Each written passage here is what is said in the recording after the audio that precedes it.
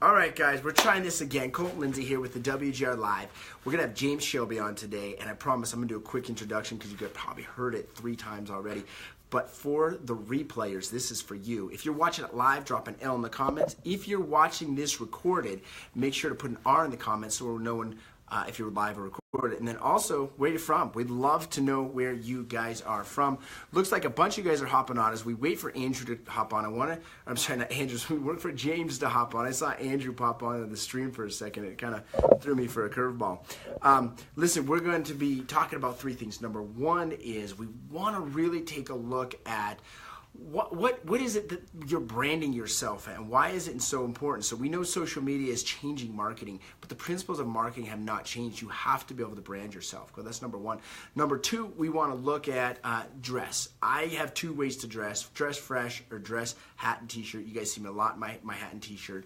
And then the other thing that we want to look at is what is it going to take for James to go from 58 units, that was his closed number of units in 2017, and how can we drive it to he wants to go to 85 units. So I'm not seeing him on the thread real quick, but let's wait for him. I'm going to send him the invite, make sure that he gets it. As we're on here today, how many of you guys we're waiting for James to hop on, how many of you guys are part of the 28-day prospecting challenge that my private Facebook group is doing? Did you guys do your part for that, for those that are in it? If you're not, and you guys do want to join the 28-day prospecting challenge, we started today. We're doubling the amount of prospecting that we're working on over the next 28 every single day, and we're tracking our numbers. Can you hear me? I can hear you. Can you hear me? Yes. Okay. Success. Give us a bunch of thumbs up right now. We got James to succeed on getting on this live stream. So, James, here we go. Do me a favor. Ask these fine folks on the stream, and it will build up. We had a bunch more people, but we had to kick them off. Ask these guys to share the stream so we can get it to as many people as possible. Absolutely, guys. Everyone needs to share this thing because we're about to drop some serious knowledge. I got the 2001 earbuds in. I'm right on the cutting edge of technology every time. You do have a sweet Instagram, though, right? You got like a bunch of followers on there. I'm trying to catch Brian, man. I'm behind, but you know. Well, you just need to go buy a Lamborghini. If you have a Lamborghini, then you'll get way more followers. That's how you do it. That's the secret. Buy a Lambo. I'm just going to go buy one today then. Hey, so for those of you guys watching,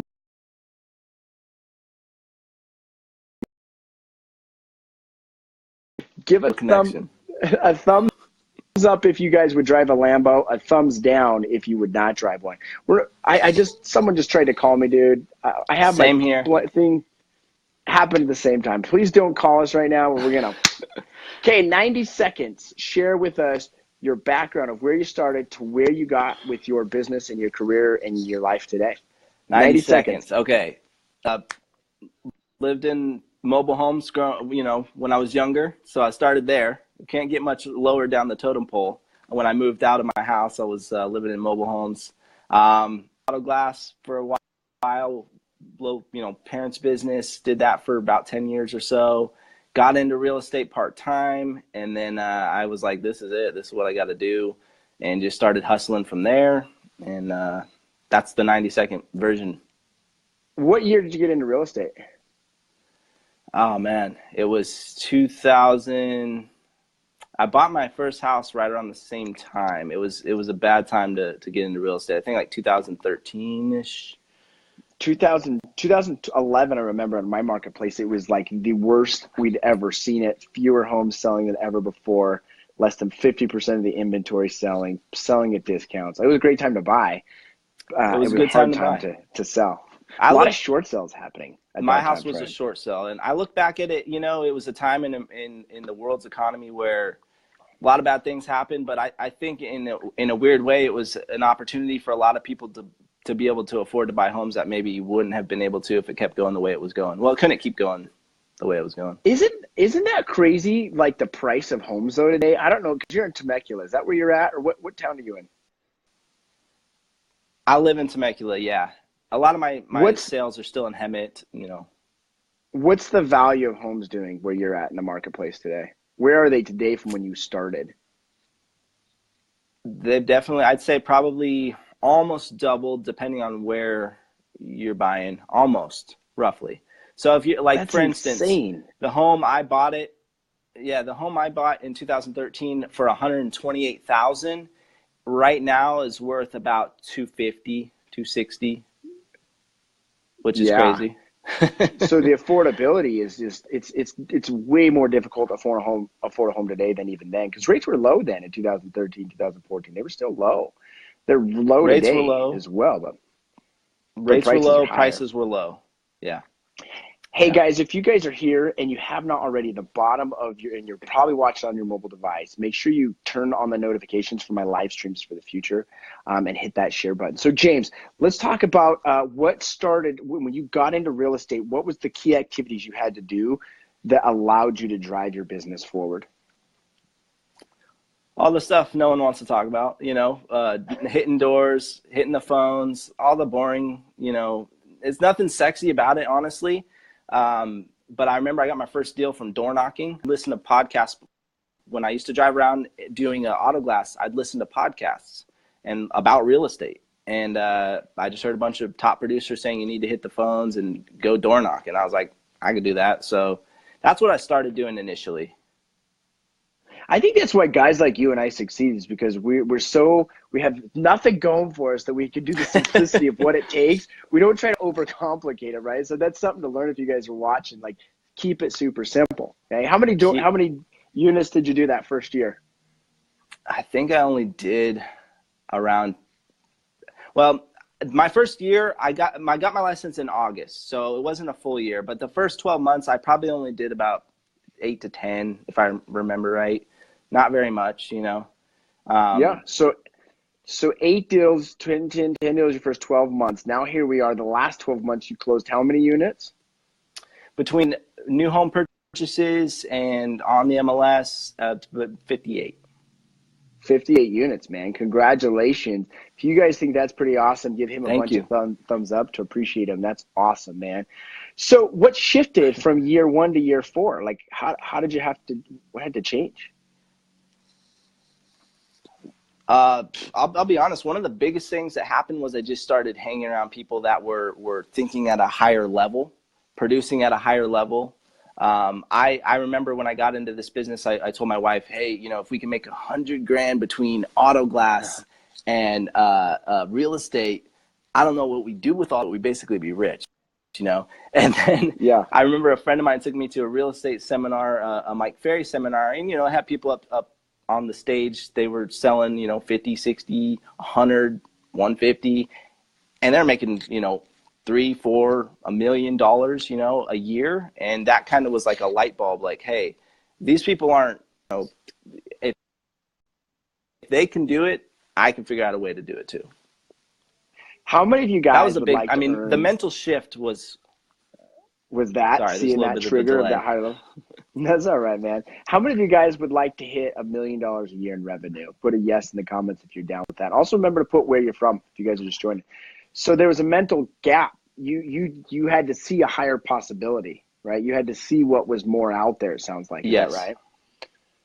Okay, so here you Not are. only Let's talk about – go ahead. Yep. Sorry, I was just going to say, not only did I see it, but I saw that these people weren't it wasn't unobtainable for just your average person if you're willing to work hard. Yep. Cool, man. Hey, and for you guys watching live or recorded, I just ask a little patience. We have a little bit of a delay here, but we're going to get some great material out from this conversation. So I will do my best to slow down. James will do the same thing as well, but be patient. Just give me a thumbs up if you guys are cool with that. So let's talk about this. You're on the doors knocking, you're on the phones making phone calls, you're showing up to appointments, and you're dressing fresh. Why so fresh? Why the nice suit? Why looking so fresh, man? I think initially I just thought it's what I had to do, but I started seeing a lot of agents in my local marketplace that would show up in just like jeans and a t-shirt to the office. And I don't know, something just for me, it didn't feel right. And every time I showed up to a client's house or even showing property at the time, I would still wear a suit. And they always brought that up. They always compliment it. I'd wear like sometimes a bow tie or just whatever, just something to where it kind of stood some sort of, called a shtick or whatever you want to say. But I just stuck with it, and I enjoyed it. I enjoyed dressing nice. People, you go and stand in a line of a grocery store in a 3-piece suit, you almost always will have someone start talking to you about the way you're dressed or why do you dress like that or you look good or whatever. So it's all part of the branding for me as well. It's part of building the brand. Yeah, man. I remember one time, and I don't know if you saw a picture I put up a while back of my latest suit that I got. It's kind of like this crazy I saw pink, that fresh color, dude, right? Dude, that was awesome. I love that suit, for right? Me, you can look awesome and have something that's a little crazy too. I mean, you look at like Conor McGregor, and everything he wears isn't just like a black suit, but everyone knows who he is, and he's the highest paid fighter, right? He's built a brand. Yes, he has the skills, which you obviously need, but there's a reason why he's the highest paid fighter. He's built the brand, right? There's other fighters that are champions, heavyweight, there's different divisions, but Conor built the brand, be it the fancy, the swag, all that stuff. He built the brand, the money follows, Yeah, I think you're right. So I remember I walked into the gym one day wearing that suit, and dude, like heads just turned, right, dude? Heads were just like turning left and right. And one guy's like, damn, that's how I want to walk into the gym, is looking like that, right? And like for me, it was my style, right? But most people couldn't pull that suit off at all, just because they feel, I don't know, they feel weird or something. But for me, it was cool, right? So wardrobe budget, James. Kevin Hitland says, what's your wardrobe budget? I want to address that because I think that's one of the biggest misconceptions for people that don't dress up. They think it's going to cost tons of money. You can go that route, and maybe the more successful you become, you go to the Colton Lindsay custom tailored, crazy suit. But honestly, you can go to H&M or, one of these stores and get a nice suit that will fit nice for, maybe $120, which, maybe when you're first starting out, that's a lot of money, but just your first closing, buy 2 suits, buy 3 suits, it doesn't have to be $1,000 suit to look good. These days, things are practically free these days. You can buy a 50-inch flat screen for $15, it seems like, everything's made in China, but you'll look good, you'll feel good. And then when you close more deals, buy the tailored stuff. Yeah, you know what's so crazy about that? Like when my first suits, I went to the thrift store to buy them at the thrift store, right? Because I'm like, dude, I wanted suits. That's what I went. I went, right? You just one-upped me. That I bought 2 suits at Goodwill. Sorry, my phone. Oh, was ringing. My phone was ringing. Right. I bought 2 suits at Goodwill when I got into the business, and I just donated them back to Goodwill. They cost me $15, and that's what I wore. Yeah, that's exactly what you can do. I know Garrett here that works on my sales team. That's what he first started at the thrift store, and then he went to Burlington Coat Factory and Kohl's or something, bought some. He looks smooth in them, right? Because he's tall and slender, so it works well for him, right? But you know what's funny is that suit, that kind of pink rose one or whatever the color that one is that I have, that fresh one.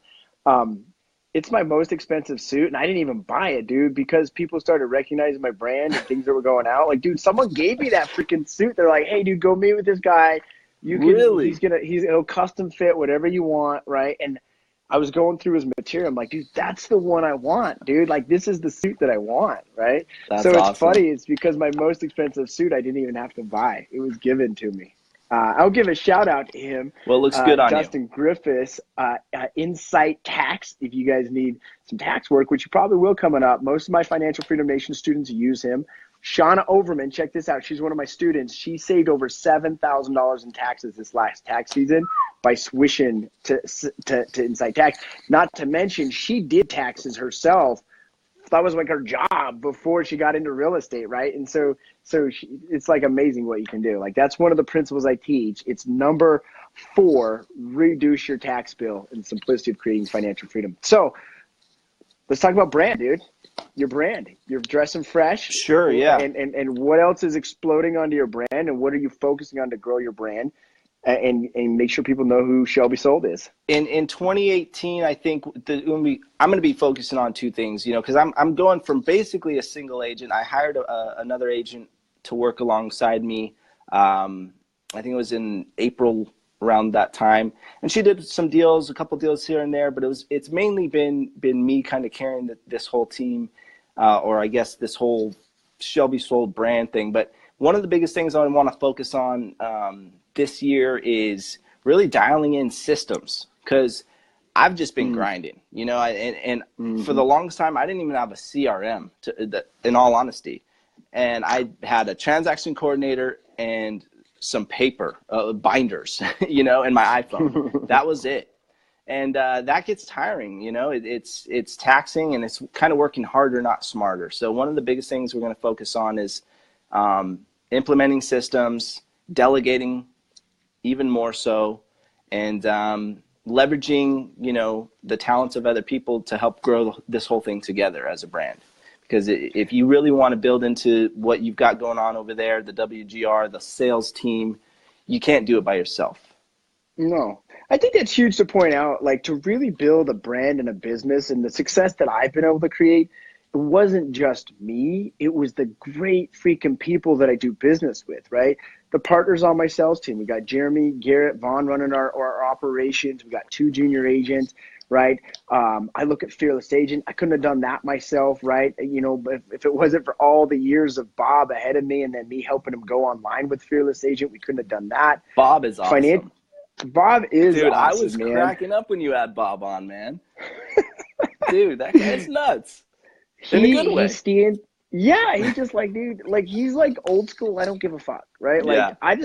He just does it, and he really, truly wants to help people. That's what I love about Bob. That's the thing is, like, I look at Financial Freedom Nation, and a lot of people don't know Greg and running all my ClickFunnels and all of my email campaigns and stuff like that, right? Like, you cannot create an awesome business by yourself. Sorry, I'm moving around coming here. Through. The lights got turned off. I wasn't moving around enough, I guess. I don't know what's going on. It's all good. Sorry, I didn't mean to. That's funny, man. So what? Let's talk about that then. The operations department. For you guys watching, there's 3 things you got to focus on to be great at any business, particularly real estate sales business. Number 1 is you got to have your sales department. Number 2, you got to have your marketing department. Number 3 is you got to have your operations, the systems in place. So it sounds like you're at that stage where you've been doing all the sales, you've got some marketing in, but you really need to hone in on the operations. Where is it that you feel maybe you're most stuck, and that you can have the most explosive growth this year? The back end, all the back end stuff, all the systems. The follow-up, the automatic follow-up, the drip campaigns, even for myself, marketing. I was always kind of pounded in my head. Again, I've been a Mike Ferry student, so to speak, for a couple years now, and just not really spending a lot of money on marketing, which I'm on, but we're definitely going to be putting more back into the business to help it grow kind of.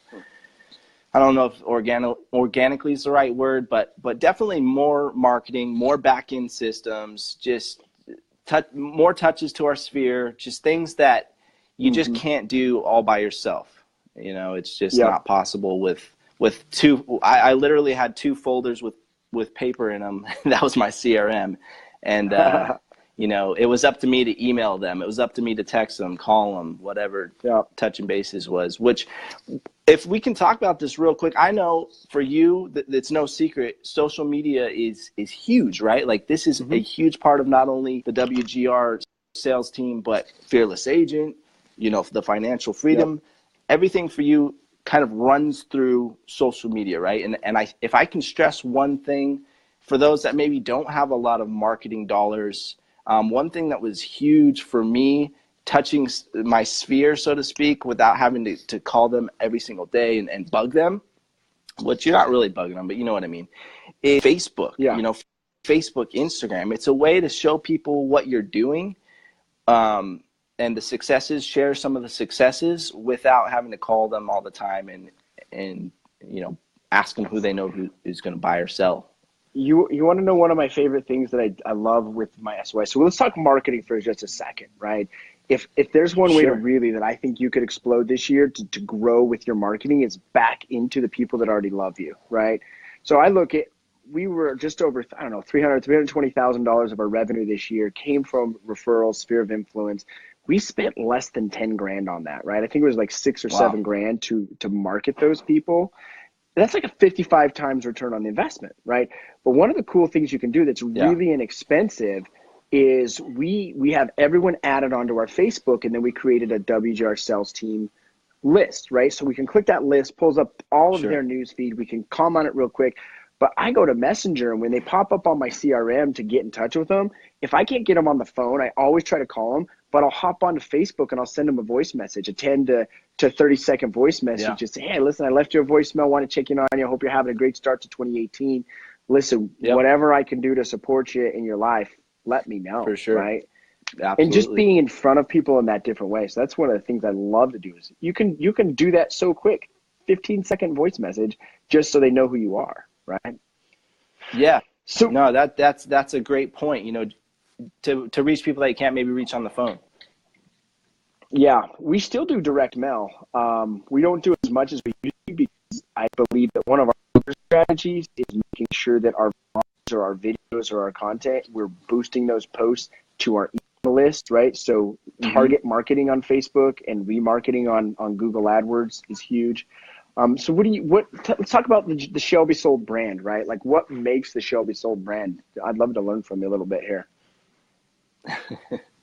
You know, I don't know if I can roll it all into one ball, but I think going back to the suits and the things like that, I don't know what it is about the suits and kind of putting that out there that what I feel a real estate agent should look like, I guess. People have really gravitated toward that. I don't know why. It's fun for me. It makes it funner for me if people are into it because, you know, it makes me want to dress up more, get new suits. So for some reason, in a lot of branding photos and things that I use on Facebook or Instagram, I incorporate the suits. And Twins in Seattle right now, I don't know if you know who Sean and Scott Bautista are, but they kind of have the same type of a vibe. They sell a little higher in property, but their social media is huge because a lot of what they post is not only luxury real estate, but it's them in suits and ties, high quality imagery. I mean, they've built a brand, and I don't know. I tried to kind of emulate that down here. Cool, man. I think one thing that's for you guys watching that's important to know, social media is important, but how you use it is way more important, right? So I take a look at, like, we'll take my YouTube channel, for example, right? I think I have like 5,400 subscribers, not a ton, right? But being able to monetize those subscribers, I crush the competition, right? So you can have 100,000 Instagram followers. If you're not making money from it, right?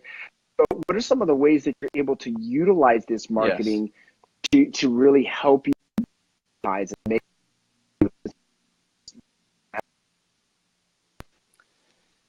Oh, shoot. You're cutting out. I missed that question. There he is.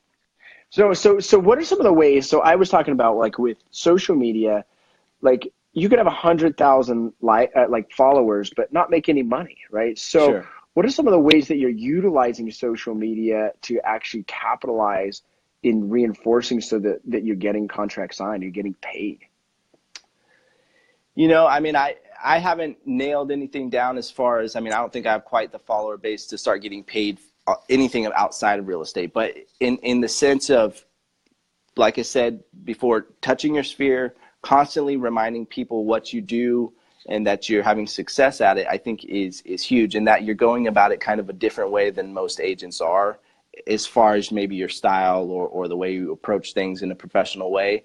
As far as the ROI or tracking that, it's tough to say how I really quantify that because I just recently started actually doing sponsor posts, things like that. So I guess to answer your question, you know, I'm not really reaching out, so to speak, to people through social media quite yet, but I have people that reach out to me through Instagram. I have specific transactions that are traced back to someone that messaged me on Instagram and said, hey, I like what you're doing. I like your style. You're obviously a professional. my mom needs to sell her house, or, hey, we're actually moving to your town. Through hashtags, they find me through hashtags, hashtag, my town.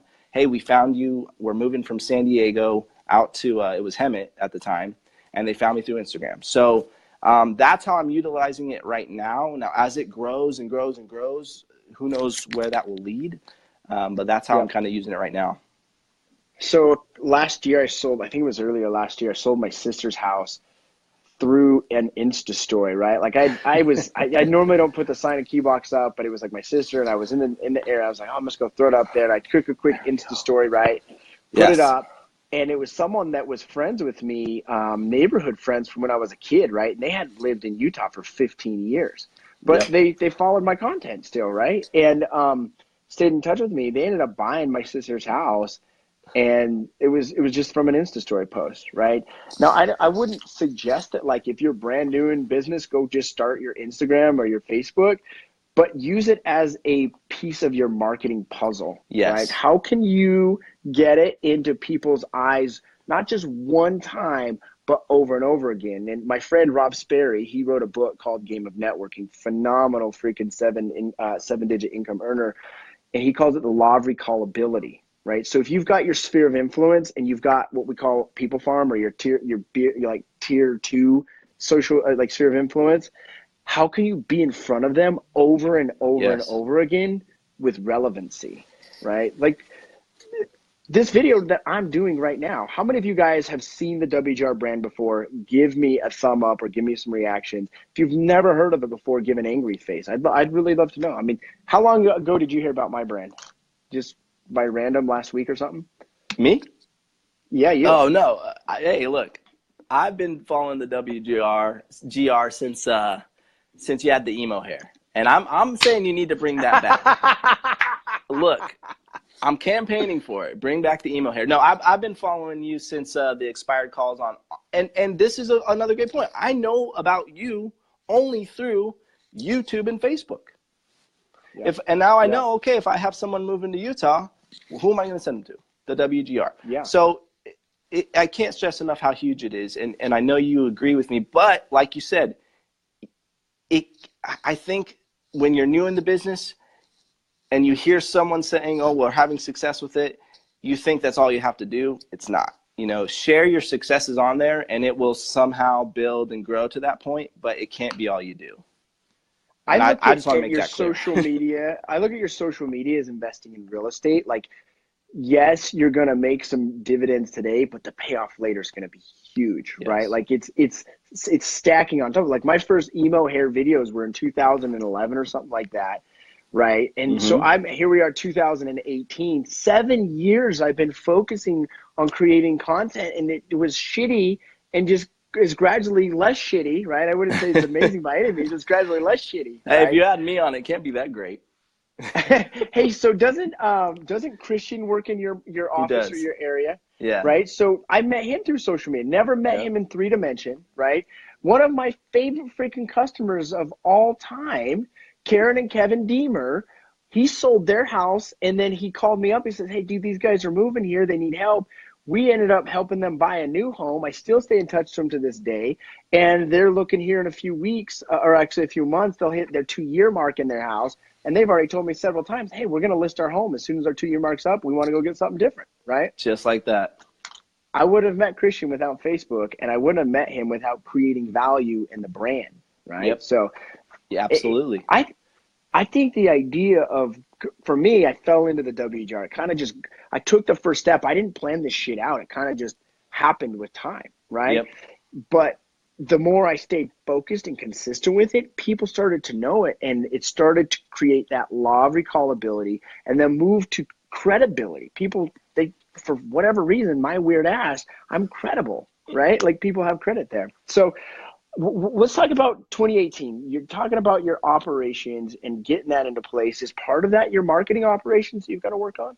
Yeah, absolutely. There's got to be a more steady stream of marketing from our standpoint, more than just what I've been putting out for free on social media. I think at this point, I think I told you offline, but it's time to reinvest some dollars into actual marketing. That's going to be huge for this year. But in all honesty, part of me knows that I could have done more by just sticking to my schedule. I mean, if we're going to be real here and talk about some stuff that's maybe not as fun and sexy, it just, hey, I should be sticking to my schedule and staying on task. You know, when I'm prospecting, am I prospecting or am I jumping on, you know, Facebook in the other hand while I got my, you know, landline, you know, so that's something I've already implemented.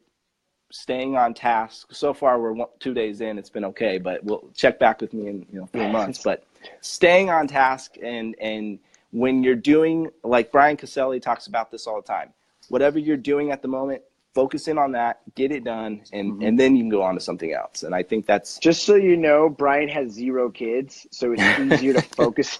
It's a great point. Am I right? That's a great point. Maybe we should send our kids to him for a week and say, "Hey, Brian, how easy was it to stay on task?"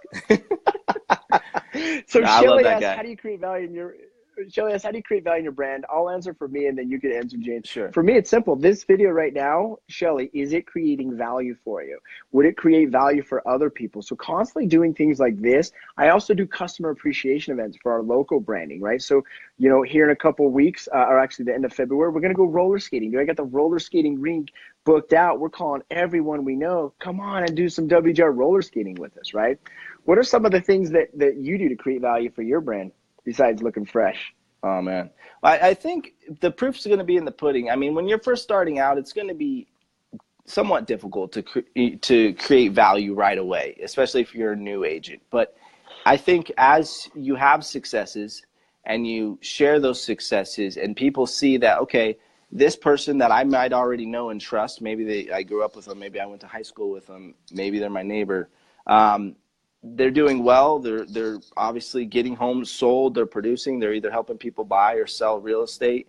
Then not only do they know you and trust you, but now they see the Robert, geez, they see the proof is in the the pudding right there. So, you know, I think that's one way you can create value is sharing your successes. Don't beat people over the head with it all the time. I always say do a 60-40 or a 70-30 on your social media. So maybe 60 or 70% is just your life, what you're into, your hobbies, the things that other people might be able to connect with you outside of real estate. And then sprinkle in, hey, we just sold this house, or I just helped someone get into this house. Just to remind people, hey, this is what I do, and I'm good at it. Yeah, the approach I've always taken is grab a handful of spaghetti, throw it at the wall. What sticks? I find out what that noodle is, and I find more of those noodles, and I throw more of them at the wall. And it's a trial and error sort of thing. But if you're a newer agent, one of the things you can do is just simply appreciate your customers more, right? Like, let's say, and I don't care if you're a brand new agent or a long-term agent, right? When is the last time you just sent a text message or a phone call out of the blue that there's no purpose except for to say, hey, you know what, Mr. and Mrs. Seller, I appreciate you. I understand you've got your own stuff in your life going on. Anything we can do to make your life easier, you just let me know. I'm here to serve you, right? Reminding people of that is probably one of the most powerful ways, especially when you don't have a huge budget, right? Do you have a planned out budget? What percentage you want to invest back into your marketing dollars, or is you're still kind of figuring that out? I'm still trying to play with that a little bit. You know, obviously I want to plug money into stuff where the ROI is going to be, you know, worth it. So I'm playing around with some stuff, but I don't have a set percentage that, hey, this is allocated. I probably should. You being the financial guy, maybe I'll talk to you about that. Absolutely. I would, for sure. And there's two ways you can really invest into marketing. One is either you invest in more people into your organization, which is somewhat tough where you're at, right? Because if you invest too much time, effort, and energy into them, it takes time, effort, and energy away from selling more houses, right? So you've got to balance it. That's true.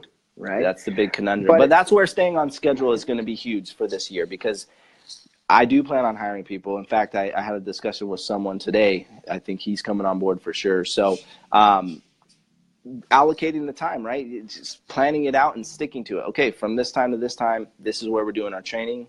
From this time to this time, we're sticking to prospecting. So you don't get away from the things that got you where you are now.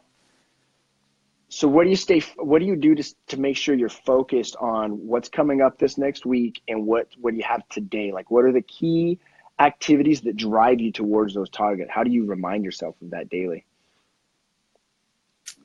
Always looking at my goals, what we've got planned for the day, and then I've reverse engineered those, you know, down to what we need to do each week, blah, blah, blah. I think but to even simplify it even more than that, I think, because you see this in real estate, agents, we are fortunate enough to get paid a large sum of money up, for each transaction for the most part, right? So what you see is agents will close 3 or 4 deals, and then you become complacent, right? Like it happens to me. I'm sure at some point it's happened to you. And I think the biggest way you can fight that is by having huge things that you want to accomplish. You can't go out and buy an apartment building with $100,000 a year, right? So I think just having big goals in front of you at all the time, and knowing what it's going to take to accomplish them will help you stay on task. Or at least I found that it does for me. Making a couple closings and getting $30,000 is great, but is it going to help you buy the Lambo that Brian's got? No. You're going to need a few more. So that's one way to help you keep pushing.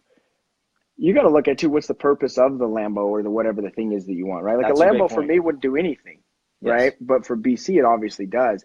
I just want to give a holler out to my friend and mastermind partner, Antoine Thomas. He's a cool guy that, he's crushing. I think it's his second year in real estate. He did about $150,000 in revenue last year, maybe even more than that, and definitely wants to hit that 300K mark in his second year. So he's doing fantastic. Dan asked, do either of you follow the Millionaire Real Estate Agent MREA model, the budget model? I'll answer for me. I follow more of an MREA model 2.0 version. It's really not it's not in a book, right? Because things are shifting, right? The idea of I invest in others and we have success through others. That's the way I look at it. So the old model is to invest more money into passive marketing dollars, whereas we invest fewer dollars into passive marketing and more dollars into our talent, right? Like I'm the only person that I know of across the Wasatch Front. I invest $1,500 a month into my junior agents because I know it's going to take time to get them to where they're successful. I know that it's going to take 6 months or so with that investment to even get to where I'm breaking even. But the long-term haul of it is ridiculous on the return, not only on for profits, but how I can create value for our team and our customers and the people in our community. Right? How about you? Do you have what's your budget model you follow, or you have a question? I was gonna go way off topic. I'm sorry, but I'll be 100% honest. I haven't read that book, so I looked at it. It had no pictures. I moved on. No, I see the value. No, I see the value in books, but I've been doing a lot more audiobooks lately because I just don't have the patience to read. So I just did the Grant Cardone. Listened to the Millionaire booklet, the short one. I thought that was pretty cool, but I haven't read that book, so I apologize. I can't really comment on that. But I was going to ask you. You can get that on audio. You can get that on audio, by the way. Oh, okay. I'll have to check it out because I've heard everyone say it's the real estate Bible, so I probably should check it out, right? If I want to do good in real estate. I'm going to ask you, Colton. This is a little off topic, so if you don't want to go down this path, understandable. But when you talk about buying things like a Lamborghini, right? And the only reason I'm asking you this is because there's kind of been this debate in our office. And I'm just curious, you're the financial guy. I'd love to hear your take on this. So when you start making money, right? Maybe you go from making $50,000 a year at one job, you get into real estate, and all of a sudden, wow, you're making $200,000 a year, $300,000, $400,000. And then you start buying these things, these boats, or you start buying the Lambo, or you start buying whatever. What is your thoughts on that? Because some people say, hey, go spend it. It's going to drive you to make more, right? That's kind of one philosophy. And the other people say, hey, that's Mike Ferry's value, by the way. Yes, and go spend it. Tom always talks about this. Tom, his son, says, hey, my dad was always get a shit ton of debt, and then I got to work to pay for it. Sure. Right? Yes. Okay, so that is a way you can do it. So you're asking me what way do I recommend? What's your motto? Because I think I fall somewhere in between, but I'd love to hear your take on that.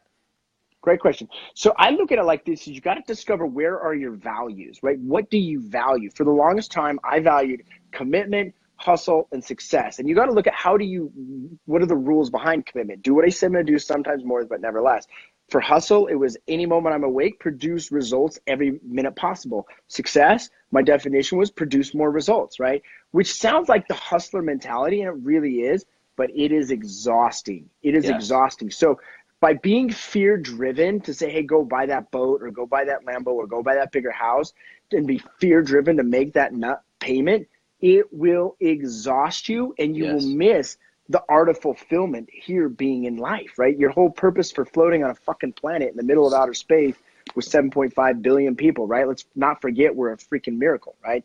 So you have to identify what are your values, right? Number one. And then the other thing is you got to understand, well, what are the steps to create financial freedom? Why do I want financial freedom? Because I want to be able to wake up, do my thing, and not make my first prospecting call till noon, because I'm focusing on the things that drive my excitement, my enthusiasm, my passion, right?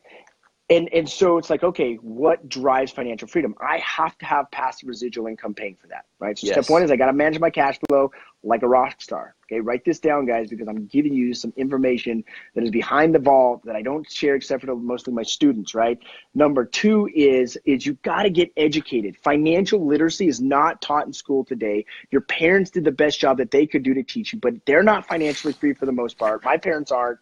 Most people in America's parents are not financially free. 95% of people will die not financially free, right? So you got to get educated on financial literacy next.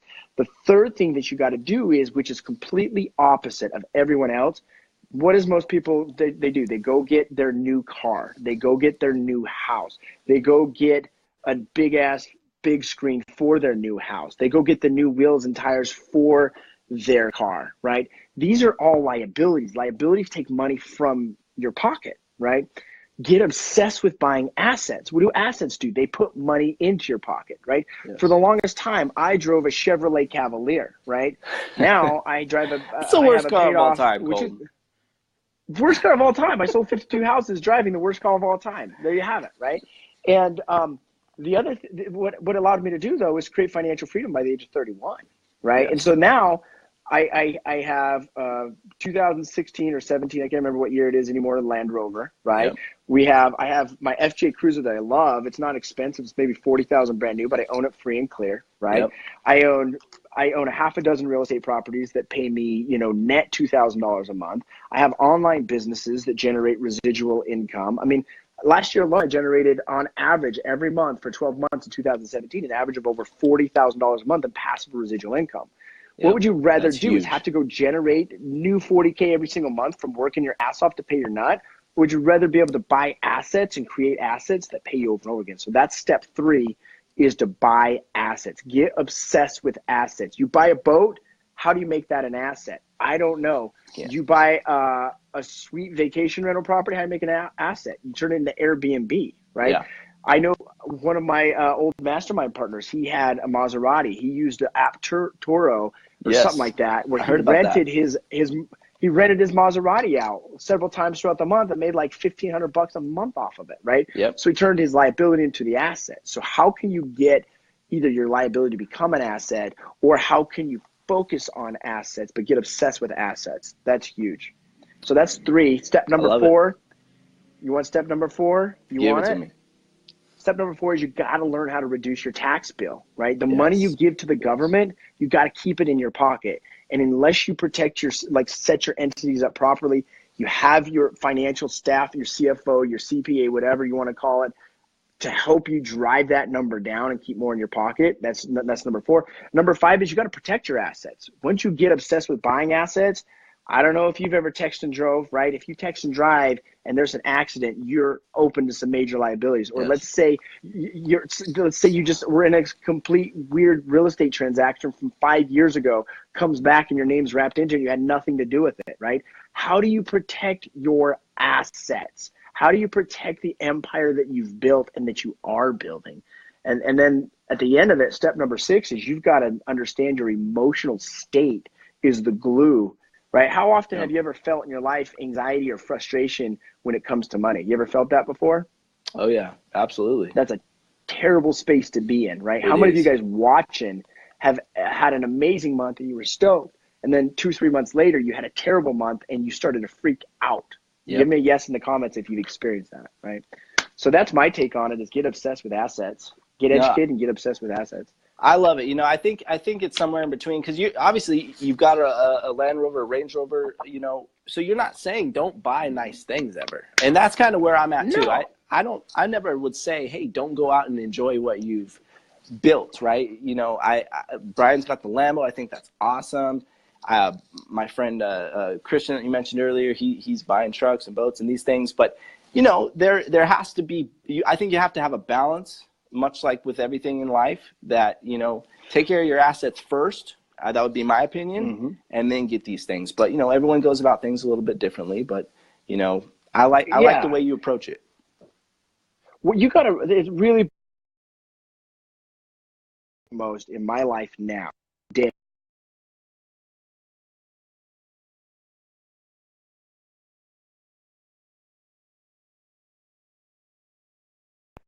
Uh-oh. My value now is can you hear me? You came back. These stupid That lights light keep turned off. turning out. Keep going. You're on a roll. I'll just walk over. So and turn number it back one, on. my value today is health and vitality. Anytime I exercise, anytime I breathe, anytime I take a cold shower, anytime I put green vegetables into my body, anytime that I stretch, anytime I make my body feel good, I put that number one, right? I need a body in order to produce in this world. Like it doesn't you don't create anything if you're dead, right? Absolutely. Number two for me is love, warmth, and and compassion. I don't know if you guys have observed or James have observed this. I'm a pretty intense dude. I've got a wife and 2 daughters. When I bring this intensity to them, I scare the shit out of them, right? So I've got to learn, and I've created this value structure now. How do I deliver my love with not so much intensity, with a little bit more warmth and compassion, right? And then the third for me is appreciation, connection. I want to truly connect with the people that are important with me, with my wife, with my kids, with the people in my business, with people that I'm doing this podcast with James, right? I want to be able to truly connect and not be distracted by all the fake connection. And then the fourth thing for me is peace and tranquility. How many of you guys want more peace and tranquility and you really can't ever find it? Because how many of you with the start of the new year were literally freaking anxious and feeling anxiety because you were one of two things. One is, can I repeat this year what I did last year? Or number two is, shit, dude, the countdown is moving forward. It's 2018. Life is moving. I'm not where I want to be, right? You know what I'm talking about, James. You felt it before. Oh yeah, I've been there. What if you could feel more peace and tranquility and that you still created all your success, but you were fulfilled doing it? How many billionaires or millionaires? Robin Williams is a prime example. Yes. How many people did he create happiness for? The lead singer tons, was but Soundgarden, right? He wasn't fulfilled. If you're not fulfilled, the money does not matter. Linkin Park, right? How many you all look the money in the world. I don't know what exactly happened to Michael Jackson, but he died in his 50s, right? At like 50 years old. Whitney Houston, drug overdose, right? What drove that person? Prince, right? Like, and these are people that are really successful. They had a lot of likes, a lot of comments, a lot of shares, a lot of dollars, right? But what's the point if you're empty in here? That's how I look at it. I got a nice fucking boat, but I'm fucking stressed out of my mind. I go produce it all the time. That's not where I want to be. Yep. But, no, that's a great point. Where's your values? Different things drive. You're 100% right. Different things do drive different people as well. You know, some people put more value in you know, some people that's buying those things makes them happy and that pushes them to go further, you know? So I'm not knocking anyone here. I wanted your opinion on it because it's been a debate going around here. So sure. I like the way you approach it though. You know, just like the rich dad, poor dad, you know, Robert Kiyosaki, assets versus liabilities. It's pretty black and white, really. You know, totally. You either want to be in debt or you want to be getting paid while you're sleeping. Which one do you want? Exactly. Which do you want? And for example, you look at Christian, right? I know he's got a big RV, he's got his dune buggy, things like that. Mm-hmm. For him, that's awesome, right? For me, I would never use that. You know what I would use is the first class flight to Costa Rica to go spend 2 weeks chilling on the beach with my family. That's what I would prefer. Yes. Yeah. BC prefers a freaking Lamborghini Huracan. It's like they're all, you gotta, what's important for you? So you get the result that you want. What is it do I want to create my life with my toys and my experiences? What do I want to create with my relationships? What do I want to create with my spirituality? But whatever it is, right? What's the result I want? Why is it important to me? What's the purpose behind it? And then, okay, what are the key action items today that drive me there? And then you do it. It's that simple. Yes. And you basically just reverse engineered it right there, right? So you're starting up here, and then it comes all the back down to the actions that you have to do every day to get to what drives you, right? At the end of the day, it always comes back to putting in the work. It's the story we're relaying into our brain, right? So if you're feeling fear or frustration or impatience or anxiety, right? Let's say you're afraid of not having enough money next month, or you don't have many deals. You're thinking about not having many deals. You're thinking about not having money coming in. That's the story. And then all of a sudden you freak out and you physically start to feel you're going to the ER with a heart palpitation or some weird thing, right? Because you're panic attacks, right? This is real stuff. So if you can shift that story to the result that you want to create, money is fake. Likes, comments, shares, it's all fake. It's not real, right? Ones and zeros. Time, I'm going to give you the biggest secret. Time equals emotion, right? It doesn't equal money. It doesn't equal any of this crap you've been taught. It equals emotion. How do you feel right now? You stoked? Is this conversation value creation for you? How do you feel talking today, James? I love it. This is what another value I've found in social media is connecting. Not only we can talk about marketing and touching our sphere and all that, but I've been able to connect with some amazing people, not only in real estate, but just all around the country and even the world. Drew Davies, he's a top producing luxury guy in Australia. I touched bases with him. I would have never met him had it not been for social media. So this conversation's got me pumped up. I love it. Dude, Tim Clark, one of my favorite followers. He's from New Zealand, right? He's freaking put in the WGR Academy. Yep. His new signs that he learned from my YouTube videos how to go get, right? So it allows you to create some awesome stuff. But we have two things. We have got the success of achievement, right? I'm not saying don't go after that Lambo if that's what you want, right? Don't go after that nicer, newer house if that's what you want. But that's achievement. That's physical stuff, right? $1 million in your revenue. That's achievement, right? The other side is the art of the fulfillment, right? How do you have fulfillment and achievement together? That's the real key.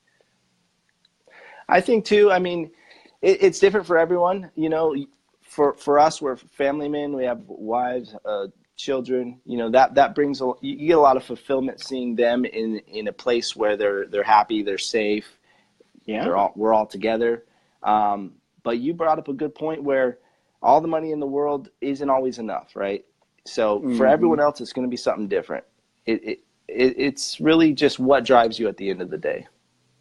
Yeah, what drives you, what keeps you fulfilled? Like being a family dude, right? Like how have you ever found yourself around the dinner table and either checking your phone or worse, your phone's you said, you know what, I'm going to leave my phone somewhere else so I'm present, and then your mind is still there the whole time, right? Yeah. Like.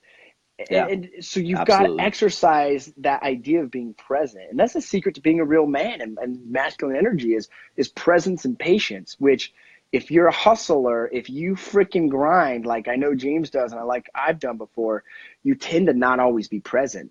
And that's one of the downfalls of a very successful achiever is they miss out on the fucking journey.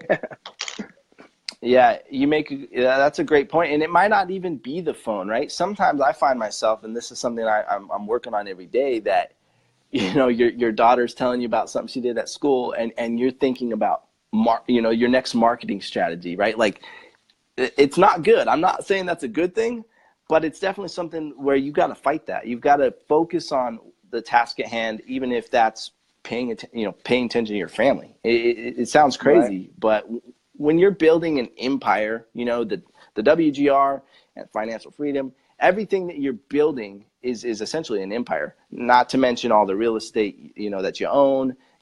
Those things are constantly up here, right? And to be able to hone in and focus in on your wife and your children, it takes a certain amount of discipline and it's almost a skill. So I don't know if that's sad or not, but it is have a to skill, concentrate, being present.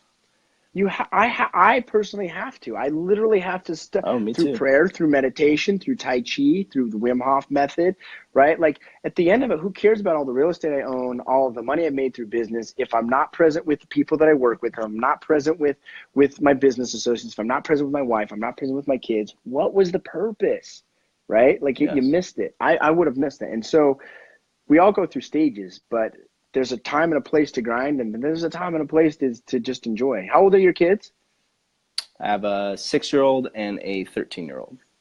Right, 6 and 13. They're only 6 and 13 one time, as far as I know. Absolutely. Right. Yeah, So you can absolutely. choose sacrifice with them time now for future when they're 23 and they're out running a rampage, Yep. and they probably don't want to hang out with you. Or you know what? Hey, listen, you know what? I want to be with my kids on New Year's Eve versus out partying, getting hammered with a bunch of other people. You see what I'm saying? I was in bed at 11:30. Me too. I had finished up. I watched the movie American Made, and then I passed out and went to bed at Was that good? 11:30. Was it a good movie? It was really freaking good. I like movies like that. It was a good movie.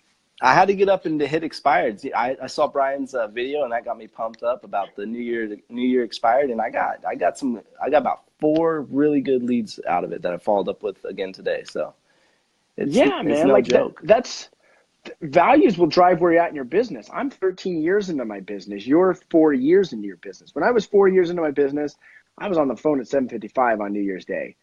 I will be completely Yeah. honest with everyone. On Monday, January 1st, my ass was in bed till 9 o'clock. I can't remember the last time I slept in till 9, right? But my you've earned values it though. today, that's where I shifted my values. I wanted to wake up and hang out with my kids Yep. and sleep in and go watch The Greatest Showman at 11:15 on New Year's Day, right? Like that's what I wanted to create. We actually So it's saw all that about at creating. night. Was We it went great? out at Did you night and like saw it? that. I don't know if it was my type of Great movie. movie. I don't know. It wasn't quite for What? me. But I'll be honest. I'm gonna tell you something about myself right now that I shouldn't be admitting to all these people. But during the song that the lady sings, the Never Enough song. I don't know if it's that Yeah, already, I but know. I went right to iTunes and bought it while she was singing it. I'm like, Right. I don't know. It just resonated with me. But the whole movie, it was a good movie. But I'm not a huge musical guy. But that song struck a chord with me. And that strong was a great strong, and that's a prime example of where your values are right now. You're valuing, I want more. I want to create more. I want to drive Yes, more. I want to do more, right? That's why never it struck a enough. chord with you, Yeah, I right? think so. You know, yeah. And to me, I was looking at, you know what, when really struck a chord with me is when he's he's drinking at the bar after he lost everything, right? Like he lost the circus, he lost all the, and he starts singing that he got lost in the spotlights or whatever it Yep. was, and that he never again, right? That's Yep. where I was for so many years, is because my hustle led me to feed my ego. It was all about me. And the last couple of years I've Yes. shifted. It's not about me anymore. And really it never was, but I thought it was. It's a great space to be at right now. It's always a great space no matter where you're at. It's a fucking great space to be. We love our lives, right? I love my life, dude. The I sun's love my coming in. life. For coming on. For those of I you that don't appreciate it. know James, how can they connect? Add you on Facebook, go to your Instagram, Yeah, sold by Shelby. I think I might be at my friend's limit, so I might need to go through and clear that out. But add me on Instagram. It's just James_Shelby. Pretty simple.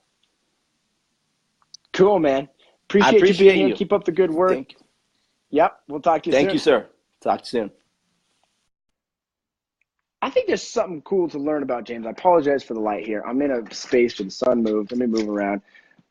Still, it doesn't matter. It sucks here, the sun. So James is in a great spot, right? There's always different seasons that we're in. Sometimes we're in Tony Robbins talks about it. Sometimes we're in the spring. Sometimes we're in the summer. Sometimes we're in the fall when we're harvesting. Sometimes we're in the winter when things are just shitty, right? How many of you guys feel me on that? Sometimes you're in the winter and things are tough. Sometimes you're in the spring and you're stoked about getting to go to work. It sounds like James is in the spring right now. He's really hustling going to work. Sometimes you're in the summer where you're feeling some good vibes. You're hanging out. You're having fun. Things are going well. Sometimes you're in the fall where you're harvesting all the results, right? Like, so you got to really understand where you want to be in your existence spiritually. I call it the important 6, right? Your human life values: spiritual, mental, physical, social, financial, and then your emotional state. Where do you want to be in each one of those categories? Why is it important that you do that? And then what are those key activities that drive you there? Right? One of the simplest things for me, like for social realm, that was one of my lowest things for believe it or not, my social realm was one of my lowest fulfilled pieces of my human life value, specifically with my wife, in the sense that, you know what, we had kids. I was hustling to provide for the kids, right? We